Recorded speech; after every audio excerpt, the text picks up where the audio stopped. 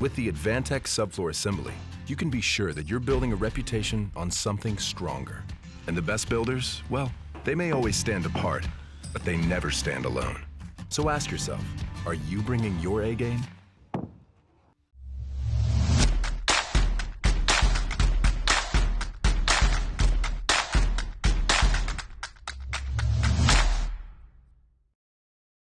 Welcome to the UnBuild It podcast. I'm your host for this episode, Pete Yost, and I got my good friends Steve Basic and Jake Bruton. I like the way he stumbled on that, like he was deciding to go back. Yeah. Or he regretted saying it. And I love you too. Now he does. This week, or this episode, is all about decks. And it's not about, deck the halls. It's about decks attached to buildings or not. So we're going to talk about decisions we make about decks because they have a really big impact on, well, a bunch of things, but particularly water management. So, anybody would start off with sort of what the definition of a deck is? Because we have a client right now that's asking for a concrete deck. So how are we going to define deck? I don't know. Go ahead. I'm tired. Protruded living space that's associated with a home that's not at grade. Extended living space usually found as a platform 3 or more feet above grade. Ooh, doggies. How about That had the ring of authenticity. I'm not sure if I agree with the 3 or more feet because we could do a deck at grade, but Typically found above grade. How's that? And I would say to be distinguished not from, a patio. and not a porch. Oh, so what's the difference between a porch and a deck? Or a covered deck. Ooh, now I'm struggling with that. I because always thought a porch, covered deck was a porch. There you go. So I would say a covered porch or a porch probably doesn't extend more than about 6 feet, 8 feet. Really? Yeah. I mean, there's some older porches that are probably in like a 10-foot range that wrap around a house in the southern. Yeah, my grandmother would disagree with you. Yeah, she had a front porch. They're not a deck. Okay. But the main difference is that a porch has a roof and a deck does not, correct? Is that the main difference? Yeah, I'll look at that. And in the United States, are we going to say the overwhelming majority of these in single-family detached homes are wood frame of some sort? I think by and large, Or at least they are. traditionally? That's an easy one to agree with. Yeah. Okay. So then what kind of wood? Hardwood. Naturally durable wood? I think, Decay resistant. how many are not some form of pressure treated? Oh, I thought you were saying not. K-N-O-T. Wood. K-N-O-T. Well, so at least in my market, any decks that still exist that were built pre-1990, probably the majority of them are still redwood. We've worked on a couple redwood decks in the last 3 years that still have redwood frame underneath. Wow. In good shape. Yeah, good enough that we didn't replace anything or that we didn't replace the whole thing. Now, that's a surprise. I don't think we have any up in New England that are redwood decks. Well, you guys are a little further away from the redwood to begin with, too. Further away from the redwood and tougher. Probably tougher conditions for the deck. Well, so then that kind of leads us into what material choice are we going to have, because the wood basket's different than it was when my dad per se started building decks. The available wood basket is when we different. talk about available wood, we're talking about posts, floor joists, decking, potentially handrail and assemblies. handrails. Yep. And maybe a set of stairs. Interesting. Really? Yeah. I find you interesting. And when we were doing remodeling, my brothers and I building some new homes, but to me it was always, this. They had decks back then? They did. Most of them are porches. Yeah. We struggled with this. Pressure treated lumber is just so hard to work with and but ugly. Absolutely. On a serious note, I wonder when decks really did kind of come of age. Yeah, that's because when I think about it, like old homes had more patios and or porches, or they were decks, but like the more luxurious homes had big like stone patios and stuff. Yeah, off the back. That decks really never. Did they come of age with the advent of basements being living spaces? Because before basements were living spaces, they were pits, and then the house was closer to the ground. It's like the walkout thing is like the advent of the deck. Huh. I wouldn't have thought Putting that. a deck above it, making just lots that are more of a challenge, all of a sudden it's like, okay, I don't want to go down 7 or 8 feet to a patio, so I'll just build a deck up here. Yeah. Because a house built in the 40s or even up to the 60s in our market, for the most part, that's a pit basement. The pit basement, you're only 3 feet above grade. You're probably not going to get a deck. You're probably going to get a patio because the patio is cheaper. So then the second you turn it into those less desirable lots, and we're building more walkout basements that then push for decks. Family living spaces that high off the ground. 2 great questions. I have no idea when we started to get, the popularization of decks. And also, I wouldn't have associated it with basements, but now I see the connection. Could always ask. This is a question for Glenn, the code guy. Like, when did the code start governing deck construction in residences? Yeah, and he does know quite a bit about decks because he's done a lot of work in that particular area. Deck builder, so he might know the history of decks. We'll have to find I'm sure Girton was there for it. We could also ask Girton. No offense, Mike. Sorry. So under framing materials, let's talk posts and the framing materials. I have excluded, and I'm going to say that, and then I'm going to immediately say I have excluded treated lumber from being our surface or our handrail or anything that you touch for about 10 years now. And it's like, my version of the story is when I first started in the industry, it was CCA. And then they went, CCA is pretty bad. We shouldn't use that. It stands for copper something. Chromium arsenate. Yeah. Arsenate. That's pretty good to do together. Yeah. Well, arsenate's the salt. Arsenic is the... Could have been the Beach Boys. So then that CCA kind of got replaced with another version of treated. And then they were like, well, CCA is kind of bad for you. We shouldn't be breathing the dust, and so we're going to use this other one. And then it was like, 5 years later, well, that's kind of not really good for people, so we're going to go to this borate treated, and we're on like version 5 of treated lumber in my career, and it feels. I'm recognizing I'm talking about my feelings here and not necessarily science, that each time it's been, we're abandoning this because it's not very good for you. So why would you want a deck floor that your kids play on out of something that's not very good for you? Why would you want a handrail where you're going to set your cup or your plate or whatever? Yeah, it splinters. Because it's, in our market at least, it's pine, there's Southern Yellow Pine. It's interesting. I guess it's probably the Mississippi where you move from Southern Yellow Pine to some other species they use out west, which is more like another pine that they use? I think they even treat some fur. I think it's fur. Yeah. And that's why the treated process looks different. That's why you get perforated lumber, because the treating doesn't absorb into the material as well. They have a different rating, even though a lot of the chemicals are, I think, still exactly the same. But I think we're struggling to make something really resistant to the weather, moving from anything other than a form of pressure treated is just cost prohibitive as much as we think it's ugly. Yeah. And so our underpinning materials for us in my market, treated lumber is by far the standard.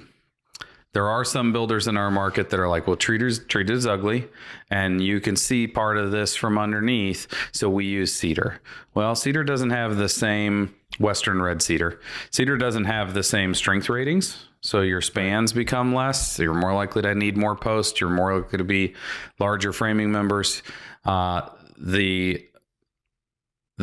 overall, the cost difference in our market is probably a 5 to 10% at least in the underpinning, the framing cost of it. And it's just not something that we've really ventured into much. We have painted or finished multiple times underneath, which is not painted, stained or finished in some way underneath, which, that's a second trip 6 months after you install the deck. But treated is by far the most prevalent in our market. Next, I think, outside of treated and cedar, would be aluminum. There are some companies that now make aluminum platform materials for decks and aluminum posts and things like that. I know that Trex is like the first ones that ventured into this with like a C-channel system so that it's like open and can dry. Yeah, I just saw one at IBS. It was the Fortress system. I think it's Fortress. What kind of a sound attenuation do you have to do? Because it's, metal as opposed to the wood. It's probably substantially louder. I have not even been on one, so I don't know. Yeah, I don't know. I've seen it out there. I mean, the decking is still either a synthetic or a wood deck. Right. This one here, the frame were, I don't even think they were channels. I think it might have been like a boxed rectangular beam, box beam kind of thing. It looked pretty slick. I mean, like anything that gets kind of screwed together, you have the aesthetics of all these screws and bolts, where the nails, like, you can pretty much make those disappear. Nail flushes out and kind of disappears. Is it painted aluminum? Is it? Yeah. The ones that I saw were all like dark black or dark gray in color. I mean, they were pretty slick. They had stringers and everything, rail systems. So you could buy the whole shoot match. See, that was the thing that I thought was interesting about the Trex system the first time I saw it. It was a C channel. So like there's nothing that could possibly hold water. It's open to the breeze at all times. So I wonder how they handle penetrations on the top side, or if they have a proprietary system, or if it's got constant drain holes or something. I'm working with a client right now on a major remodel. It's a home in Pleasant Valley, California. So it's the Bay Area. And because of wildfire, all the wooden decks are coming off, and they're going with she said, quote unquote, a steel deck. I'm not exactly sure what that means. I'm sure there's plenty of manufacturers out there. If you look at just like docks, there's a million different manufacturers that do steel docks or aluminum docks or, whatever. So why not do that? Why not just go to, if it's going to last longer, right? If we haven't talked about flooring really yet, but if we're potentially going to put a synthetic decking on it that's going to last 50 years, then why not do aluminum underneath? Yeah. And I'm guessing it's a cost issue of, absolutely, the aluminum versus the wood. But we have a porch and a deck on our house. So when you walk out the walkout slider, you look up and it's just this god awful stained, really ugly, dark looking. Yeah, the cool thing about the aluminum deck, you could just go under and power wash it probably. Yeah, and you can have it nice. You can paint whatever color you want it. Why can't we power wash the? Well, you could. Wood deck? You could. But okay. You're looking up at the joist hangers and all that stuff. It looks, I don't know, a little unfinished. It's tough. I have a tough time with that. Sure. But for me, the most important thing about decks is the guy I learned carpentry from, Kenny Walsh, he would tell his customers. Wait, before we go here, let's talk flooring real quick. Oh, sorry. I was going to do that after. Decking after. Go ahead. Is the structural way that you build a deck typically is you just sandwich a deck ledger right against the house, probably against the rim joist of the building, and then now you're going to fight water forever. And Kenny would say, if you want me to build a deck for you and you're attaching to the house, you'll have to find somebody else. I've never figured out how to successfully flash it so that something doesn't rot. And so I don't attach my decks to the house at all. There's posts all the way around, and then we just do some structural lateral tie to keep it from racking. And he was a stubborn guy, and he generally got his way about stuff like this. But he lost some jobs because he didn't want to attach to the house. So this is a huge issue, and we almost always, if there was an attached deck, would go into a project and they'd say, yeah, it's kind of wonky now how that attaches. And sure enough, it had not only rotted, deck boards, but it had rotted the rim joist of the house. So it is very difficult to flash, although we have a couple of solutions. But Steve, you were saying that quite often you just do bearing of the load next to the house on the post? Yeah, I mean, a lot of times we'll do some decks where we're cautious of that, where the beams that come back into the house will have a post like 2 feet or 30 inches off of it, because we have to clear the excavation for the foundation wall to get it on suitable. So you just cantilever a bit back towards the house? Yeah, and the beam just goes towards the house. And maybe there's a small bracket that laterally ties it to the wall, but the gravity load is coming back to the post and going down. So we've done a couple times where we just put a T in the footing in 2 spots where we knew that the deck would come down and sit on top of that. And then we run a sonotube down to that. Yeah.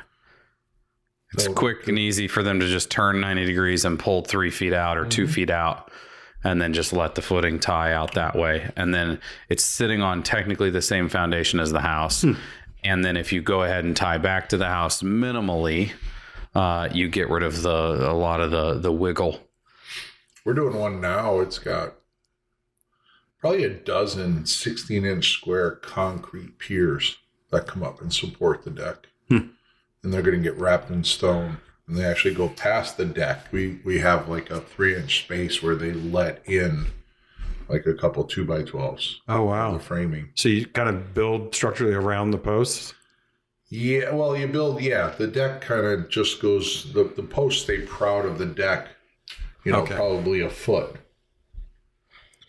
So that's the extreme. We're talking about basically building a separate foundation for a deck that's right next to the house. Yeah. So we're building 2 structures and they're just really close to each other.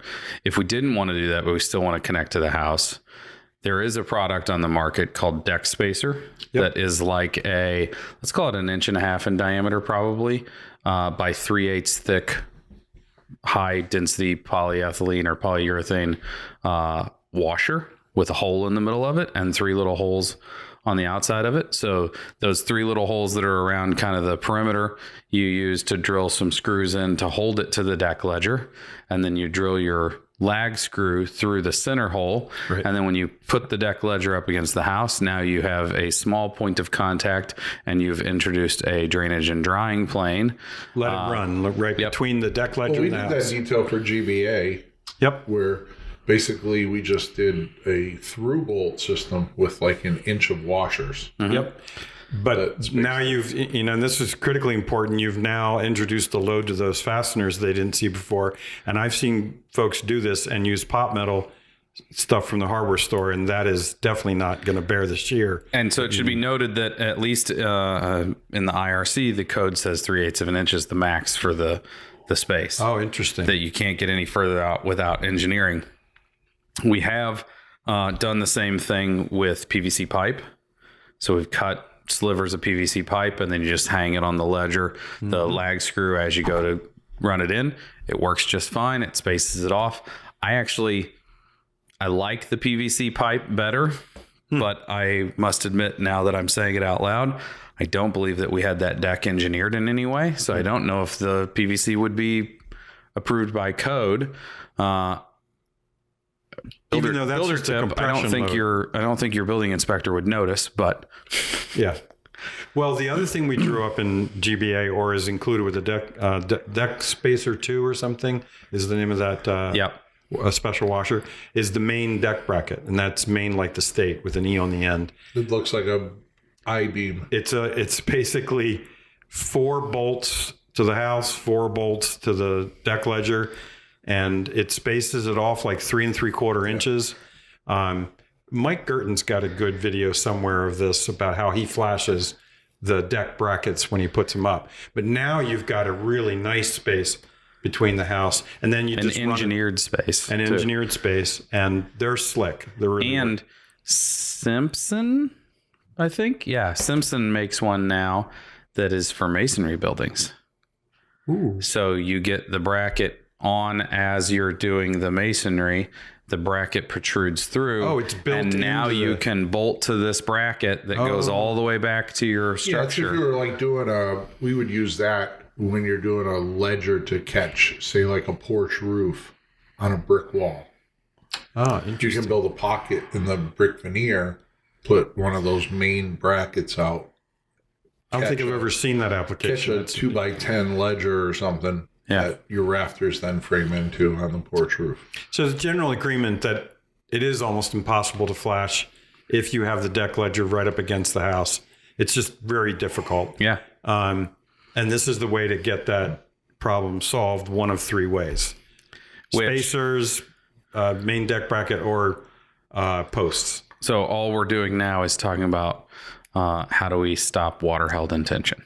Yep. How much time do we spend on water held in tension? What if we did something like we put 2x4s on the vertical, treated 2x4s that were dimensionally similar to the depth of the deck member, and put them 24 inches on center across the wall and flash the top? So like furring strips. The ledger, yeah. And then put the ledger on the face of that. I mean, you still have the top of that little 2x4 that you have to flash. Right. Right. But well, in that instance, you probably end up 10% of what would be flashing the ledger. Sure. I think if you do those 24 on center, you're going to have a lot more penetrations to the house, right? To die to not necessarily. Your fastening to the house is our standard quite a lot. If you do a deck ledger, it's ledger lock screws at 16 inches on center. Yeah, but if you do the main deck bracket, I think the spacing's quite a bit more than 2 feet. The main deck bracket is different. Yeah. The other problem that we now have is the code asks for the lateral load connector. It's like a joist hanger turned sideways on both joists and through wall. So you have a piece of all thread that goes through the rim now. If you're using, those are easy on new construction. Remodeling, it's a pain in the ass if the room is finished. They're easy to install. They're not easy to waterproof because now I just have a piece of all thread going through the damn wall. Yeah. That's also. I don't know what the 21 code says about it, but I know when they first came into the code was 2 per deck without a size comment. That's probably true. So it's like, wait a minute, my 18,000 square foot deck still needs just 2 and my 300 square foot deck needs 2. Like that was like, I mean, the code has a tendency to do that the first year we introduce it. It's not as flushed out as it could be sometimes, but that was one of the, like, you're going to force us to do this on a remodel when we don't know where the floor joist layout is. And then on top of that, it's just 2, no matter the size of the deck. Everybody in my market was like, piss off. I'm like, it was extremely irritating in our market for a long time. Do a small landing stairs and do a beautiful patio. Yeah, it's amazing how popular decks are, given that they're kind of tough to make look People really do not nice. want to walk down 2 or 3 steps. It is amazing to me when I suggest a patio, and they're like, nah, can we have a deck flush with the floor inside? Yep. Yeah, it's like that little 4-inch step now is a pain to them. And we want to make it... Even though they built a 2-story house. Yeah. Where there are stairs. Yeah. It's bad. Yeah, with a walkout. It's hard to find the logic in there. So then you're talking about aesthetics. Let's talk about the stuff that you see on the top side of the deck. Yeah, and so I do remember building several decks with pressure treated, 5/4 by a 6, and it was horrible to fasten. It looked horrible. It doesn't take stain very well. It's just It looked good for that first day. A little bit, but after that, Besides the fact that it had that neon green color to it. Shining. yeah, that too. That color that screams chemical. Chemical treated wood.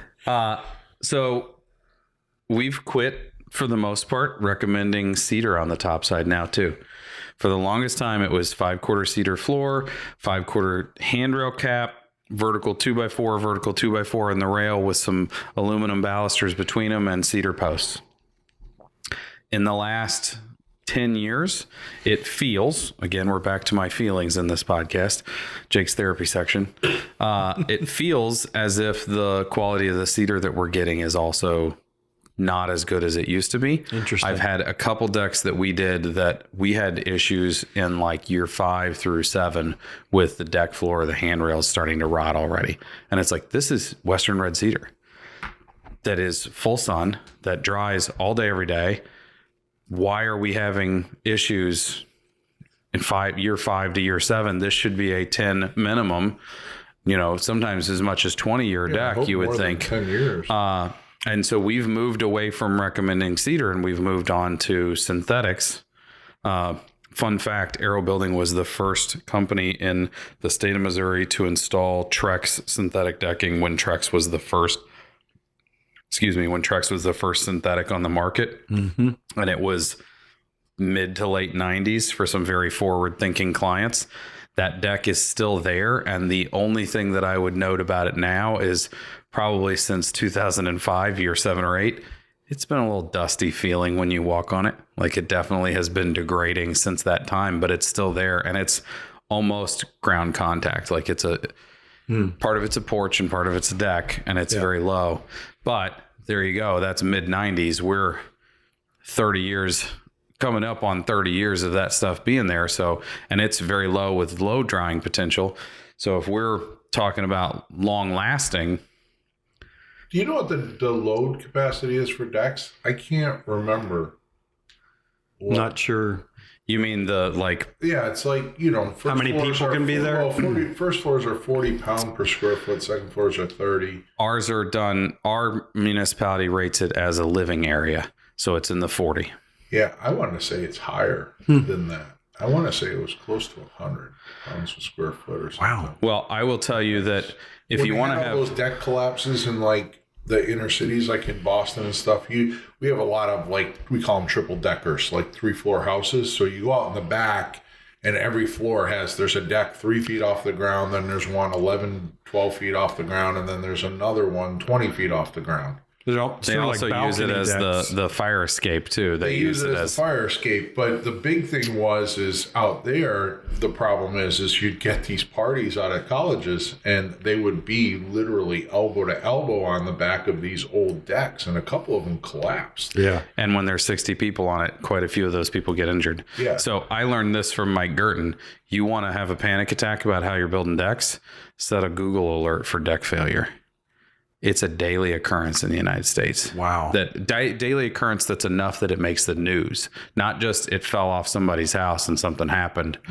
Mike told me about that, and I did it for a short period of time, and I had to delete that. I mean, but that also tells you quite a bit about Mike. Like, no wonder he takes it so serious. Every day he gets an email about how a deck in the United States has failed and someone got injured enough. Yeah. Because he's twisted. Maybe. In a good way, Mike. So I combination of structural and appearance. We had one customer who said, I love my deck. It's rotting. I never want to I don't want to see anything pressure treated. So my brothers and I went looking, and there was a mill yard in Portsmouth, New Hampshire, that had a good run on Port Orford cedar from the Pacific Northwest, framing and deck material. We built the entire deck. The posts, the framing, the rails, the steps, and the deck out of Port Orford cedar. It was the most beautiful thing you'd ever want to see. And it had this odor of the Port Orford cedar. And she was in 7th Heaven. I don't know how long it lasts, but it was gorgeous. You have this like tendency to attach materials to locations, right? Like there's the Mount Merlite clay or whatever. Now there's Mount Marillenite or whatever. Now it's the Point Orford cedar. It's very interesting. That's the only time I've ever used Port Orford cedar, and it was even fun to cut because Where the is odor. Port Orford? It's in Oregon, as far as I know. Okay. It was. Not going to fact check him, so that's where it is for me too. Well, what I would like to be really neat to understand is, like, Port Orford cedar, is it an area or region, or is it only just like the within species? the county limits of Port Orford? I don't know. That this cedar can get sold as Port Orford cedar. But it's got a crystals in it. It's a remarkable wood. Is that because it's by like the ocean, the salt? I wish I could tell you more about it, but It's because of the forest fairies. Yeah. That's where the crystals come from. So that was the most beautiful deck we ever built. Well, there you have it. Port Orford cedar. Okay. Alive. So that's the conversation about wood decks. As we wrap up here, and we have like 2 minutes left, let's talk about the 2 decks at the Hilltop House. Sorry, 2 of the 3. One of them is a wood ramp and patio, or and porch, I would say. Wood ramp and porch. The front door. Yeah. The back off of the master is kind of just a means of egress, but it is technically a deck. Yes. Mm-hmm. Platform with steps, and then we have the deck off of the living space. They're not wood. They have wood floors. Yep. It's a steel frame. And what is the deck? So It's a wood deck, right? yeah. Yeah. So the decking, Yeah. the floor is wood. The rest of the structure is steel. It's all steel. Well, you said wood. Like what kind of wood? It was an Ipe. Yeah, I believe it was. Or it was an Ipe equivalent. Yeah. Ipe screwed up adjacent. From the bottom, there's holes in blind fasten. Yes, there's. I holes love in blind the steel fasten fin. stuff. I Yeah. know you do. That's why I did it. And so neither one of them is attached to the house. And another one, the cantilevered 10-footer has like a 4-inch detachment or displacement from the face of the Yeah, house. that is really cool. I've been on that deck. It doesn't touch it. Very cool. And then the little landing has its own foundation. And the little landing has its own foundation. So yeah. And you could stick your hand between it. You know, the sad thing is we probably won't be around long enough to see how long that deck survives. I'm planning on being, but I know you guys are, Yeah, feeling your age. Final solution. Well, I mean, was it the first stone that on the pyramids you saw get set, or It was the last. So there's your solution. Just don't attach the dang thing at all, yeah? and then you don't have to worry about it. I'm with that 100%. And we've eliminated water held in tension. Because it's wreaks such havoc, and if you're anything but more than 3 feet off the deck, as Mike has tuned us into, it'll keep you up at night. So I didn't even think about it. What we're doing on one house, I'm doing a house on Colorado, and the deck, we're actually displacing it from the house by like 20 feet. Because we want to make it a destination. It's a beautiful, gorgeous backyard. It looks at like 300 feet of the Rocky Mountains. And we wanted to make it its own room. And we did the same thing at Farley's house. That you go outside. Farley's is a little bit more attached, but this particular house is going to have like a walkway or not like An elevated pier. walkway? Yeah, like a pier deck, like boat deck. Like a boat deck, but over land. Yeah, over land. And you'll go you'll open the slider, walk across the boat deck, and you'll go out to this outer deck that is totally displaced from the house. And in between, the grass we're going to let grow wild. So the idea is that you've gone somewhere, like you've made a journey out to the And deck. how many feet approximately from? I mean, it's probably like 15, 20 feet. It's enough. You did that at one of the pond houses too at Jim. The screen and porch. Yes, we did it on the Very screen much. and porch. The same thing. It has a catwalk that goes out to the screen and porch, so it makes it feel more of a destination. Interesting. Like I've left the house. I like it. Gone to that. Yeah. So we are An aesthetic choice that has the benefit of a building science and it choice. looks freaking cool. And now you don't have to worry about the roof over it if you put a roof And over the it attachment affecting to the water management attachment is 4 feet now. Not 30 feet or 40 feet. So or not something only crazy. frame it separately, move it out. Yeah. But even the catwalk, that's easy. You just put 2 sonotubes, run the beam, and just stop it short. Yeah. Yep. There's no Yep. like lateral connection and all that stuff you have to worry about. You just stop it short, and you deck it within an inch of the house. You just step out onto it. It's really funny that you brought that up because I have one that I just finished the proposal for like 2 weeks ago that the clients want it at this one point, and there's 2 roofs that come together from an addition in the old house, and it was like to be able to get a roof over this thing too. We're either propping something up or we're doing some sort of weird flat roof that these other 2 roofs, and they said, well, what if we just move it out to where that tree is in the backyard? And I'm wondering whether or not they're going to hire us, but they already took the tree out, so I'm guessing we're going to get to do that. I mean, they took the tree out after they asked for the proposal, so I'm guessing we get hired on that one. I'll let you know. So is that our 2 minutes? That's our 2 minutes. All right. Okay. So I wanted to run one thing by you because I'm organizing something. I'm all ears. So I'm trying to organize a hide and seek tournament. But good players are so hard to find. That happened. Oh boy. You got to save these for when my kids picking get up the here. New Yorker magazine? Probably not. Good players are hard to find. Do we have a resource? Can we say anything that Mike Gurton's published on decks on GBA? Probably that'll be the main. You know what? I don't know if we have. Thanks for that, If I can, please overtake your resource. Yeah. So here's my suggestion when it comes to decks, and I say this because Massachusetts, we have like a 20 or 30 page supplemental deck code, and years ago, probably to the tune of maybe about 8 or 9, we actually shot a video of building a deck on one of our projects for Fine Home Building. We wrote articles about it and all this stuff. I worked with Simpson, their engineers, and all this. But the interesting thing that I'll leave as a resource is read the code about decks, read as much information as you can and find out about what's required. Because the thing that I realized is how very few decks in America are actually getting built to code. Yeah, that's interesting. We're going to triple down on this too. Glenn Matheson has a all about decks and the code separate publication as because well. we make all kinds of assumptions, and I've heard all kinds of assumptions that I know are nothing but assumptions. Well, and if we're going to talk about things that get built without being inspected, it's roof replacements and decks. Yep. The deck replacement always happens without anybody knowing. The number of deck contractors that work really hard on the weekends and then kind of disappear during the week when the code official's back on the clock. But even code officials, they have like a pet peeve. Like they'll come and they'll look for the shear connectors or make sure that you're actually using like Simpson nails in the joist connectors. Yeah. But after they do their 1 or 2 box checks, it's like, yeah, the rest of the deck, I really don't know. So it looks good.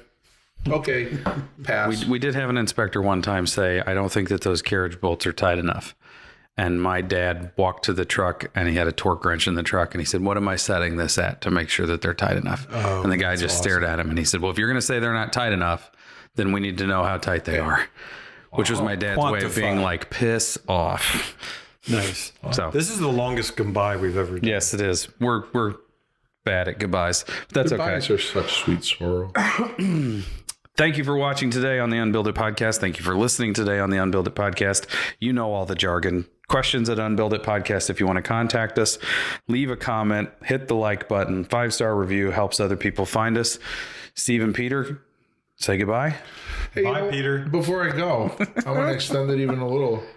So we He's for real. I am for it. Well, we've been doing a bunch of Q&As, and we really like them. We think that people really like them.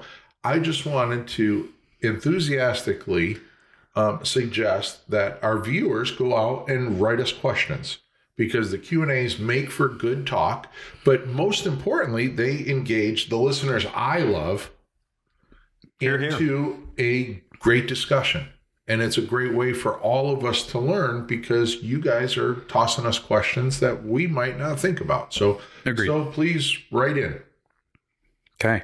Now, goodbye.